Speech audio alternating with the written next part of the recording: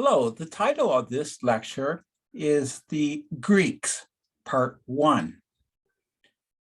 So this lecture is on the Greeks, and I begin with a quote by historian Margaret King, who summarizes the impact of the early civilizations. Much of what's distinguished human life today was first attained by the ancient people of the first civilizations. The ability to control nature, to manage food production, to build cities, to conduct trade, to develop technology, to create works of literature, and to establish systems of law, and to ask questions about the cosmos and our place in it. All of these were bequeathed to later generations by the first civilizations and to the West, specifically by the ancient civilizations of the Middle East. These civilizations offer lessons as well about the organization of the state and the fragility of power, end of quote.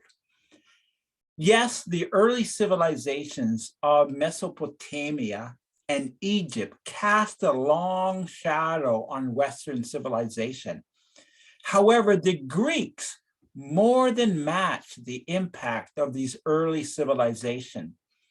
The influences of Greek democracy, freedom, tragedy, and philosophy have transcended the centuries and continue to shape minds today. The rise of Greek civilization began with the Minoan civilization of the years approximately 2100 BC to 1200 BC. This civilization was not on the Greek mainland. Rather, it centered around the city of Knossos on the island of Crete, south of Greece.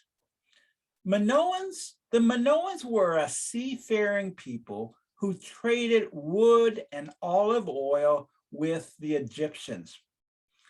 Archaeological excavations of the Palace of Knossos reveal an impressive sight of great courtyards and numerous rooms. The reception rooms were richly decorated, and bathrooms had piped in water. The island experienced devastation around 1400 BC, but scholars are unsure of the cause. For some unknown reason, the Knossos Palace did not have any defensive walls for protection against raiders. Unlike the modern world where wealth is created, theft was the main way people groups gain wealth and power.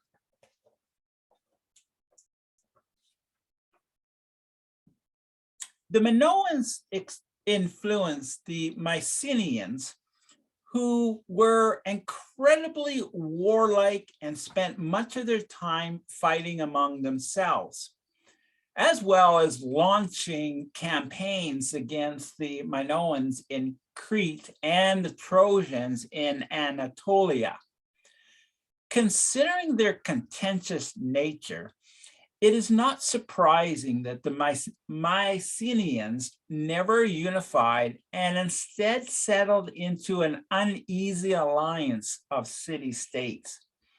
The Mycenaean civilization did influence the Greeks, notably on matters of the military, metallurgy, agriculture, and religion. The Greek civilization on the mainland developed around the Aegean Sea. The sea was very important because of more than 2,000 islands. Most people lived within 70 kilometers of the sea. Unlike most Mesopotamia and Egypt, the Greek mainland was small and did not have any great rivers.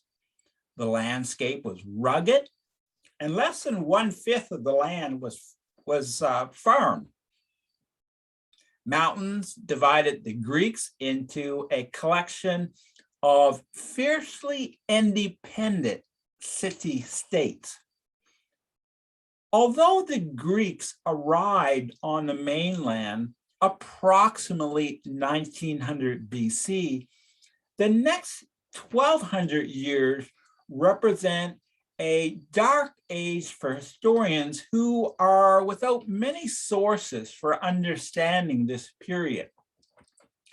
The best source is the poet Homer, who made his mark with the great epics such as the Iliad and the Odyssey, and this was in approximately 725 BC. From Homer, we see that the Greeks valued manliness, courage, and excellence. Homer captures this with the advice Achilles received from his father before his departure to the Trojan War. Quote, "Always be the best and distinguish above others." End of quote. The Greeks saw themselves as superior. Humanity was divided into two groups, Greek-speaking people and barbarians. And the actual term of these people is because they spoke a strange language that to the Greeks sounded like bar, bar, bar. So there you have barbarians. In ancient Greece, the city-state or polis remained the foundation for the Greek political world throughout their history. And I will return to the Athenian politics later in the lecture. Of the many city-states, the two most important were Sparta and Athens. Now, as for Sparta, the city of Sparta was located in the southern half of the Greek peninsula. The Spartans feared an uprising by the Helots, and this is the term for state-owned slaves, who outnumbered them 10-1. So when we look at the Spartan city-state, the free people were clearly outnumbered, far outnumbered, 10-1. The Spartans were dedicated to the state. Individualism and family ties were subordinate to the state. If the government judged that a Spartan infant was not physically fit, it was not allowed to live. Both male and female infants were killed. Apparently, the most common approach of ending the life of a baby was to just let it die, to take it out to a field or take it out to an area and just leave it. Sparta had a professional army composed of men who sacrificed privacy and comfort. Spartans became the greatest soldiers of the Greek world. Spartan boys began their military training at age 7. After 13 years of training, they entered the army. Those without adequate athletic prowess were shunned. Because battles were short and vicious, and Greek soldiers had to be, consequently, they had to be in top physical shape to survive. A soldier had to be 30 years old before allowed to set up a household. I'm just going to read a passage from Plutarch. Plutarch was a Greek philosopher who was born approximately 45 AD, lived to about 120 AD, and he wrote about Spartan discipline. And this is just a passage from one of his works, Lycurgus. Quote, Lycurgus would not have tutors brought out of the market for his young Spartans, nor was it lawful indeed for the father himself to raise the children after his own fancy. But as soon as they were 7 years old, they were to be enrolled in certain companies and classes where they lived under the same order and discipline, doing their exercises and playing together. Of these, he who showed the most conduct and courage was made captain. They had their eyes always upon him, obeyed his order, and underwent patiently whatsoever punishment he inflicted, so that the whole course of their education was one continued exercise of a ready and perfect obedience. The old men were spectators of these performances and often raised quarrels and disputes among them to have a good opportunity to finding out their different characters and seeing which would be valiant and which a coward when they should come to more dangerous encounters. Reading and writing they gave them just enough to serve their turn. Their chief care was to make them good subjects and to teach them to endure pain and conquer in battle. So this is just one passage written by Plutarch, and we're talking 7-year-old boys here put in this situation. The city of Athens took a different approach on many issues. Again, these are the two major city-states, Sparta and Athens. However, the Athenians, while exhibiting little of the characteristic calm of the Spartan character, were also great fighters. For example, from 499 to 479 BC and on, all the way to 449 BC, the Greeks, both Spartans and Athenians, were at war with the Persians who wanted to expand their empire, the Persian, of course, being to the east. The most famous showdown between the Persians and Athenians was the Battle of Marathon in 490 BC. Wanting to remain free, the Greeks on the shore of Asia Minor rose in rebellion against Persian overlordship. The Athenians sent a small body of men and ships to assist the rebellious Greeks. The Persians retaliated, but the two small cities of Sparta and Athens refused to bow to the overwhelming might of the great Persian Empire. The Persian king Darius saw himself as master of the four corners of the universe.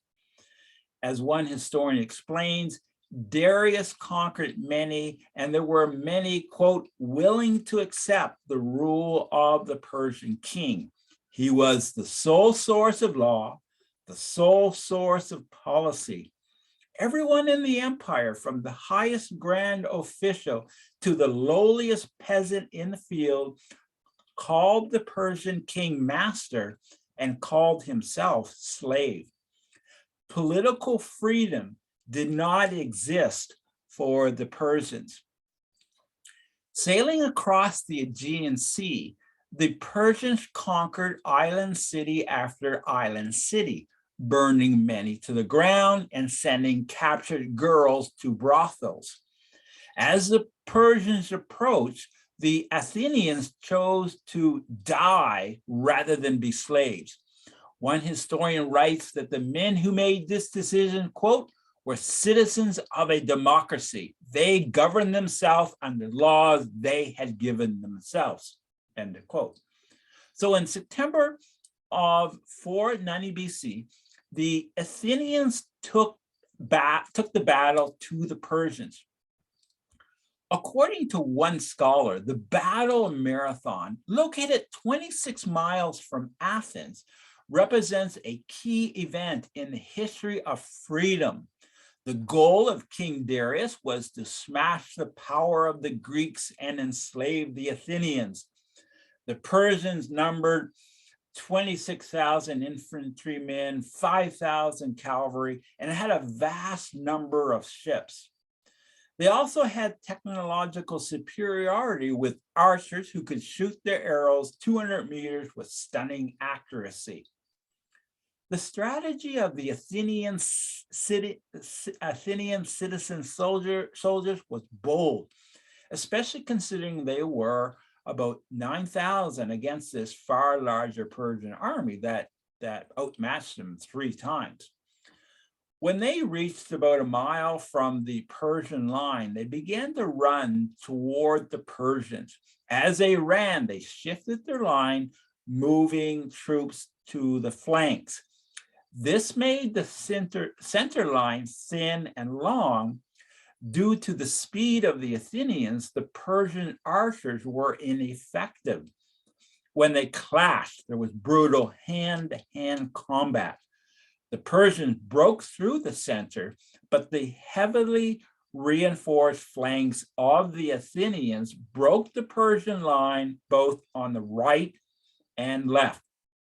Over 6,000 Persians died on the field, and the remaining army retreated to the Persian ships. The Persians sailed for Athens, which was basically undefended. Then we have this extraordinary event, this man, Phidippides, who left Marathon and ran 26 miles to inform the city of the Athenian victory.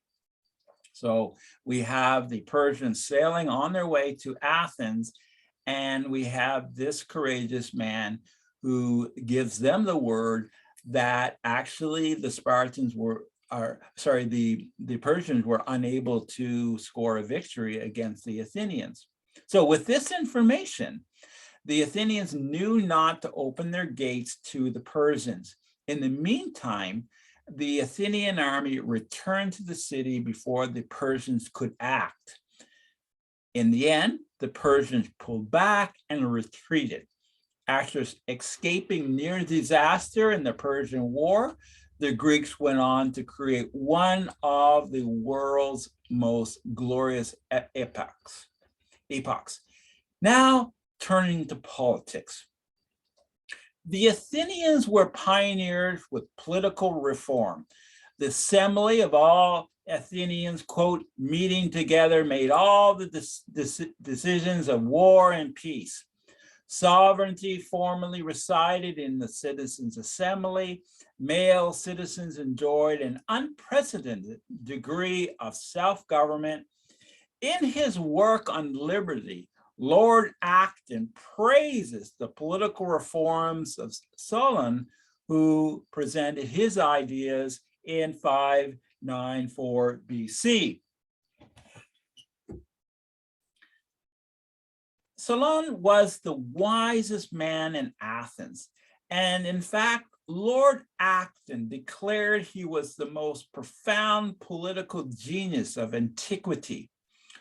Solon allowed the upper class the right to make and administer the laws. The rich were given a share of power in return for their financial support for public service. In other words, the rich had the burden of most of the taxation. Thus, the rich received political power commensurate with public service. Excluded from political office, the poorer classes were not directly taxed, but Solon did give them a voice in electing magistrates from the upper class. According to Lord Acton, quote, this concession, so slender, was the beginning of a mighty change. It introduced the idea that a man ought to have a voice in selecting those to whose rectitude and wisdom he is compelled to trust his fortune, his family, and his life, end of quote. Here we see government by consent rather than government by compulsion. Also, if power was equitably diffused, there was a better chance for equal security for all. Another giant in Greek politics was Pericles. Pericles, a gifted orator and military leader who dominated Athenian politics for 30 years, overseeing the city during a period of cultural and democratic brilliance. And he lived approximately 495 BC to 429 BC. So very important, key individual in this period of cultural and democratic brilliance. Pericles required political experience by participating in several public works projects, including the construction of the Parthenon. He worked to extend political rights to all free citizen men by abolishing the requirement that public officials possess private property. The influence of Pericles was due to his effective act of speaking. Persuasion was his method. Lord Acton wrote, quote, "Everything was decided by argument in open deliberation, and every influence bowed before the ascendancy of the mind," end of quote. And we have many iconic, important statements, quotes of Pericles, and one being, "Freedom is the sure possession of those alone who have the courage to defend it." Although I do want to make a point, however, just to sort of add a footnote to this whole issue of freedom. Although Athens is now remembered for its contribution to the development of democratic government, more than a fourth of the population was composed of slaves of both sexes and of all races and backgrounds. So we have a significant number of people who were unfree, did not have freedom. As for women, considered citizens only for the purposes of transferring property from man to man and the production of legitimate offspring, women were always in the custody of a male guardian, and women responsible for running households could expect arranged marriages. Turning to foreign policy. As for foreign policy, Pericles was determined to safeguard Athenian interests, but his foreign policy precipitated a conflict with Sparta in the year 446 BC. So here we have Athens and Sparta at loggerheads. Treaties delayed major conflicts between the two powers for over a decade, but failed to prevent the outbreak of the destructive Peloponnesian War. Now, this war began in 431 BC between Athens and Sparta. And actually, the war was a series of wars that escalated into an international struggle by the war's end, which was in 404 BC. The initial phase of the war was indecisive, though a third of Athens' population had died from a plague. Initially successful in staving off Spartan attacks, the Athenians suffered defeat when they foolishly invaded Syracuse. This disastrous expedition weakened Athenian forces substantially at a time that Persia was giving the Spartans some support. By By 404 BC, Spartan forces had brought the Athenians to their knees, dissolving their fleet, dismantling their fortifications, cutting off the city's grain supply, destroying their empire, and forcing Athens' unconditional surrender.